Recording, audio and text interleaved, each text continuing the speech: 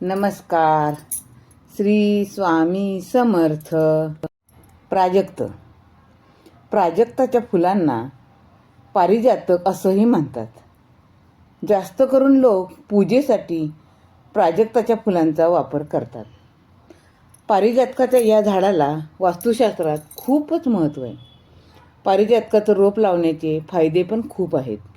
तुम्ही घरी पारिजातकाचं रोप लावू शकता. वास्तुशास्त्रानुसार जिथे हे झाड असते तिथं लक्ष्मीचा वास असतो. पारिजातकाच्या झाडामुळे घरात सुख समृद्धी येते. ही वनस्पती वास्तुदोष दूर करते.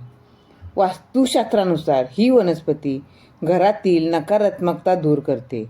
जिथे ही वनस्पती आहे तिथे सकारात्मक ऊर्जेचा संचार होत असतो. पारिजातकाच्या फुलाच्या सुगंधाने मन शांत होते. मानसिक ताण तणाव दूर होतात. प्राजक्ताची फुले रात्रीच उमलतात.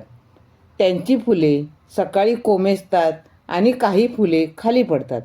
अंगणात ही फुले जिथे उमलतील तिथे सदैव सुख शांती नांदते. त्याच्या फुलाचा सुगंध जीवनातील तणाव दूर करतो. त्यामुळे आपल्या कुटुंबात आनंदाचं वातावरण राहतं.